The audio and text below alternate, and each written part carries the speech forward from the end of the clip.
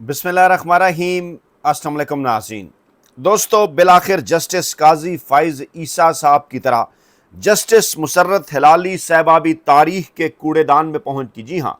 आप कितना लंबा अरसा तक ओहदे एंजॉय कर सकते हैं, एक ना एक दिन ऐसा ज़रूर आता है जब आपको घर जाना होता है। जस्टिस मुसर्रत हिलाली, जो कि पाकिस्तान तहरीक इंसाफ और इमरान खान साहब और ख़ास तौर पर पाकिस्तानी अवाम के ख़िलाफ़ फ़ैसले करने के हवाले से मशहूर हुई, बिलाखिर अपने अंजाम को पहुँच गई। सुप्रीम कोर्ट ऑफ पाकिस्तान में उनकी रिटायरमेंट की तारीख आ गई, घर चली गई। उनके एजाज़ में फुल कोर्ट रेफरेंस हुआ, वहाँ पर बड़ी दिलचस्प सूरत हाल पैदा हो गई। अब पाकिस्तान में आइनी अदालत का नया सरबराह कौन होगा, आइनी अदालत का नया चीफ जस्टिस कौन होगा, इंटरेस्टिंग सूरत हाल रखते हैं आपके सामने। और आपको ये भी बताते हैं कि कैसे जेल में बैठे हुए इमरान खान ने वो सारा लंदन प्लान 2 जो पाकिस्तान में अहम तरीन इदारों में अपने बंदे तैनात करने के हवाले से बनाया गया था, उसको मुकम्मल तौर पर फारग कर दिया है।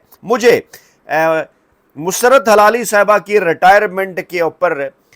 हमारे जो साथी रिपोर्टर हैं जो सुप्रीम कोर्ट कवर करते हैं, उनमें से अक्सर दोस्तों ने ट्वीट किया, और इन्वर्टेड कामास के अंदर मैं लफ्ज़ खराज तहसीन का इस्तेमाल करूँगा। उन्होंने जिस किस्म का खराज तहसीन पेश किया वो भी मैं आपके साथ शेयर करता हूँ। लेकिन सबसे ज़्यादा मुझे जो तहरीर पसंद आई वो हमारे दोस्त सहाफ़ी वसीम मलिक साहब की है। मैं वो आपके सामने आपको पढ़ के सुना देता हूँ, फिर उसके ऊपर बात करते हैं। वो लिखते हैं, फुल कोर्ट रेफरेंस के बाद जस्टिस मुसर्रत हिलाली से हम चंद साफ़ियों की एक मुख्तसर मुलाकात हुई और साकिब बशीर साहब ने उनसे सवाल किया कि मैडम, आपके जुडिशल कैरियर के वो कौन से फ़ैसले हैं जो आपको हमेशा याद रहेंगे। जज साहबा ने सिर्फ 2 फैसलों का जिक्र किया। पहला, जिसमें उन्होंने तस्नीख़ निकाह को खुला में तब्दील करने के ख़िलाफ़ फ़ैसला दिया। दूसरा, जिसमें 16 साल से कैद एक बेगुनाह शख्स को बरी करते हुए न सिर्फ गलत सज़ा दिलवाने वालों पर मुकदमे का हुक्म दिया बल्कि मुतासरा शख्स को हर्जाना भी अदा कर दिया। अच्छा, अब ज़रा अंदाज़ा कीजिए। वो लिखते हैं कि जस्टिस मुसर्रत हिलाली 11 साल तक पेशावर हाई कोर्ट की जज रहीं, 3 साल सुप्रीम कोर्ट में रहीं, लेकिन अपने 14 साल तवील अदालती कैरियर का निचोड़ उनके नज़दीक सिर्फ यही 2 फैसले थे। वो फैसले उनके हाफजे से इतनी जल्दी कैसे महव हो गए जिन्होंने मुल्की सियासत का रुख ही मोड़ दिया। जी हाँ, कौन से फैसले? जैसे पाकिस्तान तहरीक इंसाफ से बल्ले का इंतखाबी निशान वापस लेना, जहाँ वो मुकम्मल तौर पर काजी फ़ाइज़ ईसा साहब के साथ अलाइन थी। कौन ये बात नहीं जानता, पाकिस्तान का बच्चा बच्चा, कि काजी फ़ाइज़ ईसा साहब ने पाकिस्तानी इस्टेब्लिशमेंट की ख्वाहिश पर, पाकिस्तान के रवायती सियासी माफिया की ख्वाहिश पर पाकिस्तान तहरीक इंसाफ से बल्ले का इंतखाबी निशान छीना, पाकिस्तान तहरीक इंसाफ और इमरान खान के ख़िलाफ़ फ़ैसला दिया। और जस्टिस मुसर्रत हिलाली साहबा इसी जो है वो इस फैसले में मुकम्मल तौर पर उनके साथ अलाइन थी, क्योंकि इसी किस्म के अहकामात मुसर्रत हिलाली साहबा को इस्टेब्लिशमेंट की जानिब से मिले थे कि आपने ये करना है। दूसरा, फिर उन्होंने क्या किया, सिविलियंस के लिए मिलिट्री कोर्ट्स की बहाली, यानी सिविलियन के जो केसेस हैं, सिविलियन की जो सज़ाएँ हैं,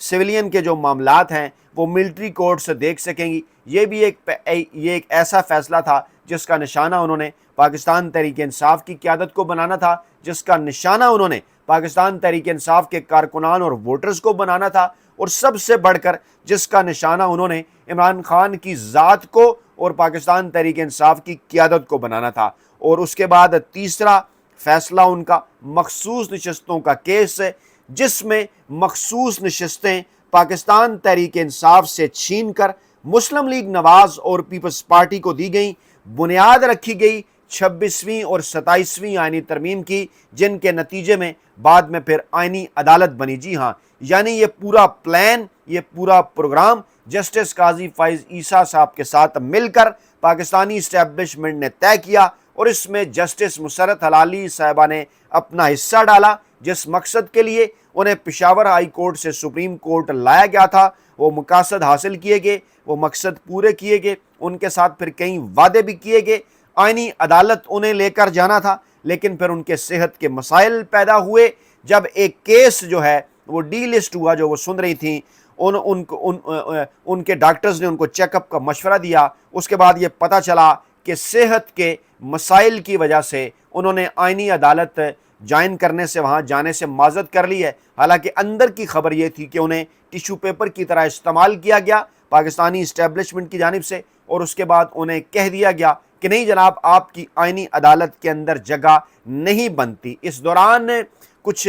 فیصلوں کے دوران، کچھ کیسز کے دوران ان کے کچھ ایسے ریمارکس بھی سامنے آئے جن سے وہ ایک معذرت خوانا رویہ ان کا ماضی کے فیصلوں کے حوالے سے نظر آیا، یا یوں لگا کہ شاید وہ پچھتا رہی تھیں بلے کا انتخابی نشان واپس لینے کے حوالے سے، یا سویلین کے ملٹری ٹرائل کے حوالے سے، یا مخصوص نشستیں مسلم لیگ نواز اور پیپلز پارٹی کی گود میں پاکستان تحریک انصاف سے چھین کر ناجائز طریقے سے مسلم لیگ نواز اور پیپلز پارٹی کی گود میں ڈالنے کے فیصلوں کے حوالے سے شاید وہ تھوڑی سی پشیمان تھیں۔ لیکن جب اس قسم کے سگنلز پہنچے پاکستانی اسٹیبلشمنٹ تک تو پھر انہیں کہہ دیا گیا کہ نہیں جناب آپ کو آئینی عدالت کا حصہ نہیں بنایا جا سکتا، آپ خود ہی معذرت کر لیں۔ اس کے بعد پھر ان کی جانب سے معذرت کر لی گئی، اور یہ جو تیسرا بڑا فیصلہ خاص طور پر مخصوص نشستیں پاکستان تحریک انصاف سے چھیننے کا، وہ ایک ایسا فیصلہ پاکستان کی تاریخ کے اندر، پہلے تو انہوں نے بلے کا انتخابی نشان واپس لیا،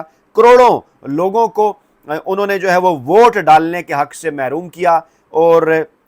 کہا یہ جاتا ہے کہ ایسے کوئی بھی فیصلے، ہمارے سامنے مثالیں ہیں ہندوستان کی بھی امریکہ کی بھی، کہ وہاں پر بھی سیاستدانوں کے اوپر کیسز ہوئے، لیکن جب الیکشن نزدیک آئے تو ان کیسز کو سائیڈ پہ رکھ دیا گیا کہ عوام کو فیصلہ کرنے دیا جائے، یہ معاملات بعد میں دیکھیں گے، کیونکہ اگر کسی سیاستدان کے اوپر کوئی پابندی لگے گی، انتخابی نشان کے اوپر کوئی پابندی لگے گی تو بنیادی حق متاثر ہوگا عوام کا، ایسا عدالتیں نہیں کر سکتی۔ لیکن جہاں پر انہوں نے کیا، اور اس کے باوجود لیکن جب عمران خان صاحب جیت گئے، جب ان کے یہ حربے کامیاب نہیں ہوئے، پاکستان تحریک انصاف نشستیں جیت گئی، اس کے بعد فارم 47 لایا گیا، پھر بھی حربہ کامیاب نہیں ہوا، پھر پاکستان تحریک انصاف کی مخصوص نشستیں کم کر دی گئیں، نون لیگ اور پیپلز پارٹی کی جھولی میں ڈالی گئیں تاکہ آگے چل کر آئینی ترمیم لائی جا سکے، اور اب آئندہ چل کر بھی پاکستان میں جو بھی خرابیاں ہوں گی، جس قسم کی بھی مرضی کی آئینی ترمیم لائی جائیں گی، اس میں مسرت حلالی صاحبہ کا ماضی کے اندر جو کردار ہے وہ یاد رکھا جائے گا۔ آج ایک خبر ان کے حوالے سے سامنے آئی کہ جناب فل کورٹ ریفرنس انہیں دیا گیا،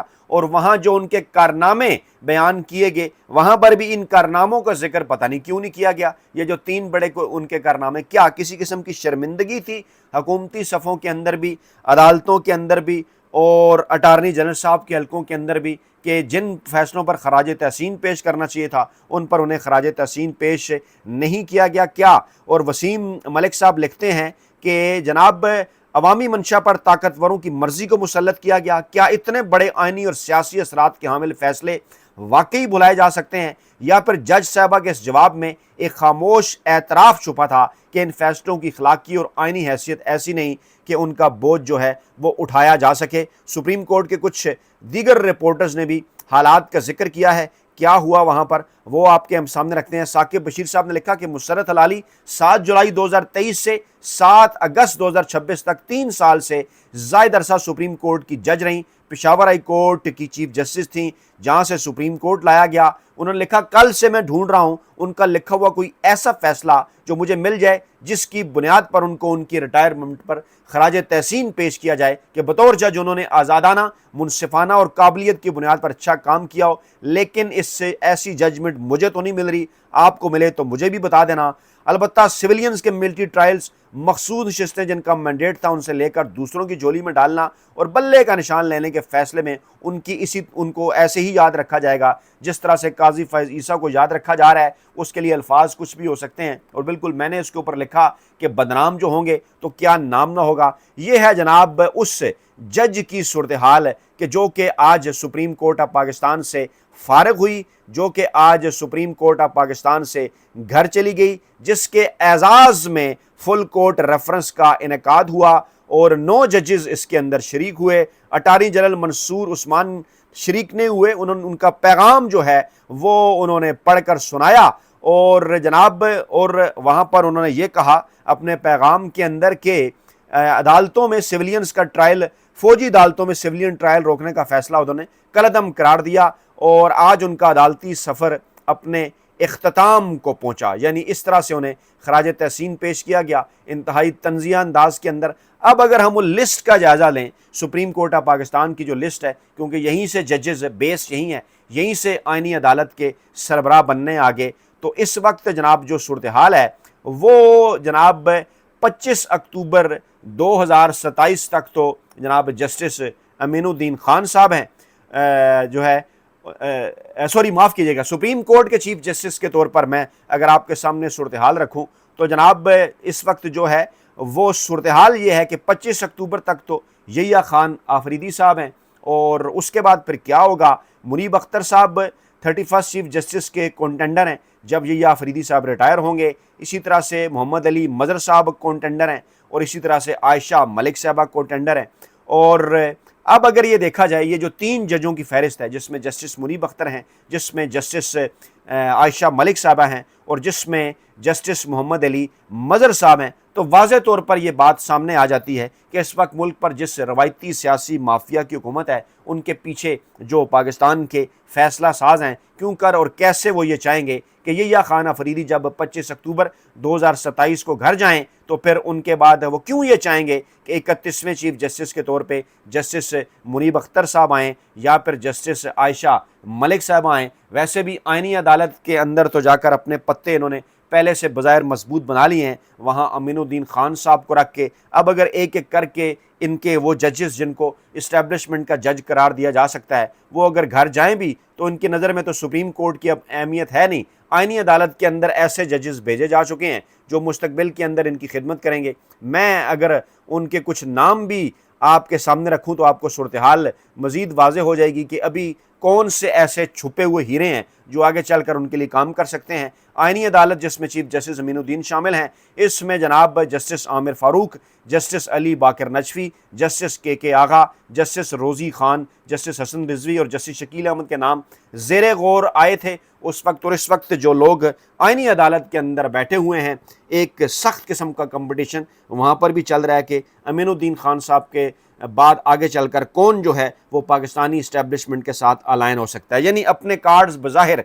इन्होंने वहाँ पर सेट कर लिए हैं, लेकिन पाकिस्तान के अंदर पाकिस्तान का अगर माजी देखा जाए और ख़ास तौर पे सुप्रीम कोर्ट ऑफ पाकिस्तान के हवाले से, अदालतों के हवाले से तो, और इसी तरह से इस्टेब्लिशमेंट के हवाले से, हुकूमतों के हवाले से, तो हमें ये लगता है, हमें ये नज़र आता है, तारीख़ हमें ये बताती है कि ऐसे वक्त के ऊपर कि जब हालात बज़ाहिर बड़े पुरसुकून नज़र आ रहे हों और पुरसुकून पानियों के अंदर नज़र आ रहा हो कि किसी किस्म का कोई इर्तियाश नहीं है, लेकिन अचानक कोई एक ऐसी डेवलपमेंट हो जाया करती है कि जिसके बाद वो जो तमाम तर कार्ड्स सेट किए होते हैं मखसूस इदारों ने या मखसूस अफराद ने, वो जनाब कार्ड्स गायब हो जाते हैं और अचानक एक नया कार्ड निकल कर सामने आ जाता है। इस वक्त इंटरनेशनल सतह के ऊपर सूरत हाल इस किस्म की है कि पाकिस्तानी इस्टेब्लिशमेंट की आलमी इस्टेब्लिशमेंट को ज़रूरत है, चाहे वो ईरान और जो है वो मामला हो इसराइल का, इसराइल फ़लस्तीन सऊदी अरब मामलात हों, ये तमाम तर मामलात के अंदर आलमी इस्टेब्लिशमेंट को इस वक्त ज़रूरत है पाकिस्तान की। और कहा यह जा रहा है कि मिड टर्म इलेक्शन से पहले, अमेरिका के अंदर मिड टर्म इलेक्शन से पहले अमेरिकी सदर डोनाल्ड ट्रंप साहब बज़ाहिर कुछ ऐसी कामयाबियाँ जो है वो हासिल करना चाहते हैं या कम से कम उनका तासुर देना चाहते हैं कि देखिए जनाब मैंने ये मसला भी हल कर दिया, मैंने ये कामयाबी भी हासिल कर ली। मिड टर्म इलेक्शन में वो ये कामयाबियों का तासुर लेकर जाना चाहते हैं। और कहा यह जा रहा है कि उससे पहले पाकिस्तानी इस्टेब्लिशमेंट से सारे वो काम करवाए जाएंगे जो कि अमेरिकी इस्टेब्लिशमेंट की ख्वाहिश है, लेकिन मिड टर्म इलेक्शन के बाद और उसके बाद जब ये जो मामलात हैं मशरिक़ वस्ता की जंग से, इनसे निकलने के बाद पाकिस्तानी इस्टेब्लिशमेंट के हवाले से अमरीकी इस्टेब्लिशमेंट की आंखें बदल सकती हैं। माजी के अंदर भी हमने देखा कि कैसे जनरल अयूब खान साहब जैसे मजबूत तरीन हुक्मरान हों या फिर जनरल मुशर्रफ साहब जैसे मजबूत तरीन हुक्मरान हों, जब बज़ाहिर आलमी इस्टेब्लिशमेंट की जानिब से उनसे काम ले लिया गया तो उसके बाद फिर क्या हुआ, अचानक नए किरदार आगे। बताना ये मकसूद है कि इस वक्त पाकिस्तान की सुप्रीम कोर्ट हो या इस वक्त पाकिस्तान की वफाकी आइनी अदालत हो, पाकिस्तान की मौजूदा मिलिट्री इस्टेब्लिशमेंट के साथ अलाइन है। यही तारीख रही पाकिस्तान के अंदर, यही दो इदारे हुकूमतें बनाने गिराने में अहम किरदार अदा करते रहे और मिलिट्री इस्टेब्लिशमेंट जो इशारा किया करती थी उसी किस्म के फ़ैसले जो है वो सुप्रीम कोर्ट से आते रहे। इमरान खान साहब और बुशरा बीबी साहबा के हवाले से केसेस आइनी अदालत के अंदर जा चुके हैं। यकीनी तौर पर कोशिश भी चल रही है पाकिस्तान तहरीक इंसाफ और इमरान खान साहब को डील के लिए आमादा करने की, लेकिन अगर इमरान खान साहब डील के लिए आमादा ना हुए तो फिर इन अदालतों से उसी किस्म के फ़ैसले आएंगे जो इस्टेब्लिशमेंट की ख्वाहिश है। लेकिन अगर इमरान खान साहब कोई मफाहमत की राह अपनाते हैं तो تو آپ کو نظر آئے گا کہ آئینی عدالتوں سے کسی فیسیلیٹیشن کا آغاز بھی ہو سکتا ہے۔ بہرحال آج بڑا سیفلی یہ کہا جا سکتا ہے کہ وہ جو کارڈز سیٹ کر رکھے تھے مسلم لیگ نواز کی قیادت نے، خاص طور پر لندن پلان 2 کے حوالے سے، کہ مستقبل ان کے لیے بڑا شاندار ہوگا، بڑے ان کے حوالے سے گرین سگنل رہیں گے۔ اس وقت بظاہر لگتا یہ ہے کہ ایک بھرپور اور زبردست اور اعصابی جنگ لڑنے کے بعد عمران خان نے 3 سال تک مسلسل قید کاٹنے کے بعد وہ تمام تر لندن پلان 2 کے جو کارڈز سیٹ کیے گئے تھے اسٹیبلشمنٹ اور روایتی سیاسی مافیا کی جانب سے، وہ بکھیر دیے ہیں۔ اپنا بہت خیال رکھیے گا، دعاؤں میں یاد رکھیے گا۔ نئی ویڈیو کے ساتھ جلد حاضر ہوں گے۔ اللہ نے کے بعد